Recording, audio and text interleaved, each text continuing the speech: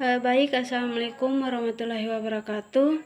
Perkenalkan, nama saya Aryani Lagapila, kelas A, Prodi D3 Analis Kesehatan, Fakultas Sains Teknologi dan Ilmu Kesehatan.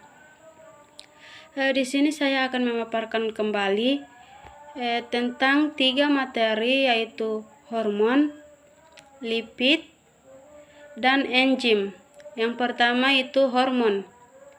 Hormon adalah zat kimia yang dihasilkan oleh kelenjar endokrin atau kelenjar buntu. Kelenjar ini merupakan kelenjar yang tidak mempunyai saluran, sehingga sekresinya akan masuk ke aliran darah dan mengikuti peredaran darah ke seluruh tubuh. Hormon berasal dari bahasa Yunani, yaitu horman, yang artinya menggerakkan. Adalah pesan pembawa kimiawi antar sel atau antar kelompok sel. Semua organisme multiseluler, termasuk tumbuhan, memproduksi hormon. Hormon berfungsi untuk memberikan sinyal ke sel target yang selanjutnya akan melakukan suatu tindakan atau aktivitas tertentu. Pada hewan, hormon yang paling dikenal adalah hormon yang diproduksi oleh kelenjar endokrin vertebrata. Walaupun demikian, hormon dihasilkan oleh hampir semua sistem organ dan jenis jaringan pada tubuh hewan. Molekul hormon dilepaskan langsung ke aliran darah, walaupun ada juga jenis hormon yang disebut ektohormon yang tidak langsung dialirkan ke aliran darah, melainkan melalui sirkulasi atau difusi ke sel target. Berikut persamaan hormon dan sistem saraf adalah karena sistem saraf dan hormon memiliki fungsi untuk mengatur dan melakukan koordinasi dalam kegiatan tubuh. Klasifikasi hormon berdasarkan senyawa kimia pembentuknya. Yang pertama, golongan steroid, turunan dari kolesterol, yaitu androgen, estrogen, dan adrenokortikoid.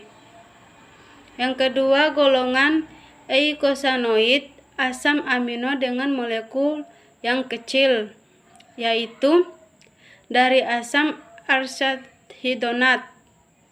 Yang ketiga, golongan derivat, yaitu tiroid, katekolamin, epinefrin.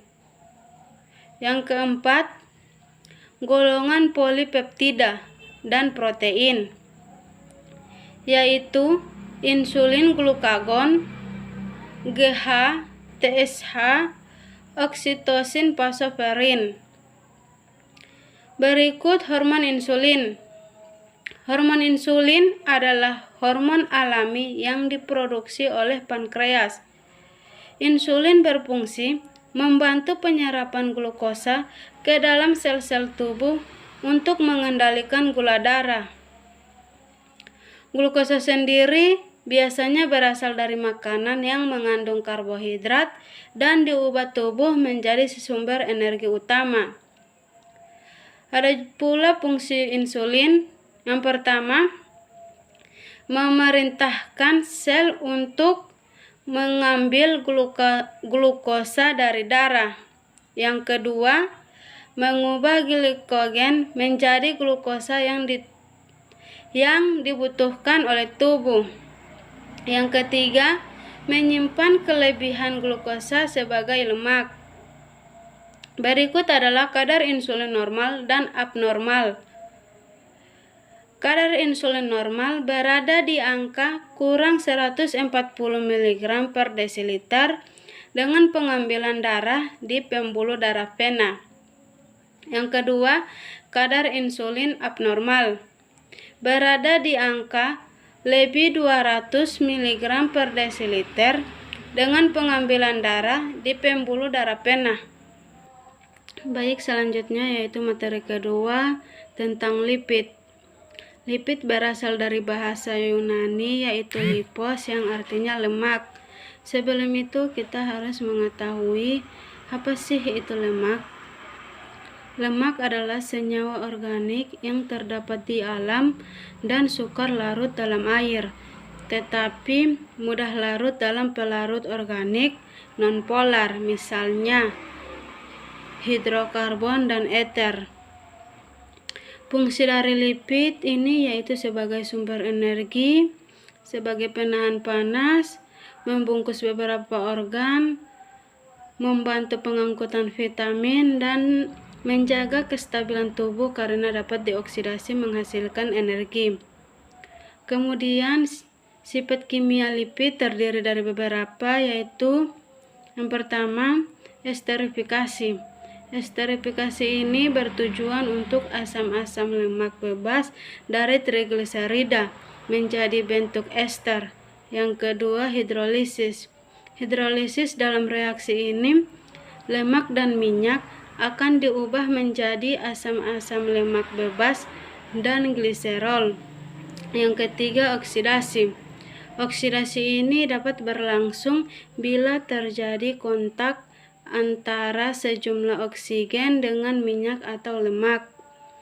Yang keempat, penyambunan. Dalam reaksi ini dilakukan dengan penambahan sejumlah larutan basa kepada trigliserida. Yang kelima, hidrogenasi. Hidrogenasi ini bertujuan untuk menjernihkan ikatan dari rantai karbon asam lemak pada lemak atau minyak.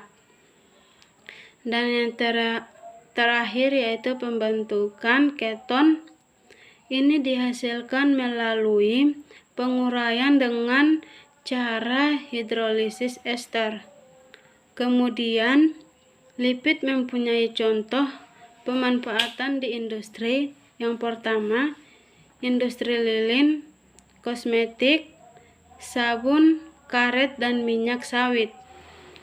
Berikut materi ketiga yaitu tentang enzim. Enzim merupakan suatu proses yang mengkatalisis reaksi biokimia, dan juga enzim bekerja sebagai katalisa pada organisme hidup, mengatur kecepatan di mana reaksi kimia diproses dan enzim tidak berubah dalam proses tersebut. Enzim memiliki dua karakteristik. Yang pertama, enzim tidak berubah masuk ke dalam reaksi kimia dan bertindak hanya sebagai katalisa. Yang kedua, enzim tidak mengubah keseimbangan yang konstan pada reaksi kimia tersebut. Enzim ini hanya meningkatkan kecepatan di mana reaksi mendekati keseimbangan. Berikut yaitu adalah sifat-sifat enzim. Yang pertama, kerja enzim bersifat spesifik atau khusus. Artinya, suatu enzim hanya dapat bekerja pada satu substrat saja. Yang kedua, enzim bekerja pada suhu tertentu. Ketiga, enzim bekerja pada derajat keasaman pH tertentu. Berikut adalah struktur enzim. Suatu enzim atau whole enzim tersusun atas bagian protein dan bukan protein. Yang kedua, bagian protein disebut apoenzim. Yang ketiga, bagian non-protein disebut kofaktor. Sekian dari saya. Mohon maaf bila ada kekurangan dan kesalahan kata. Wabillahi taufiq wal hidayah. Wassalamualaikum warahmatullahi wabarakatuh.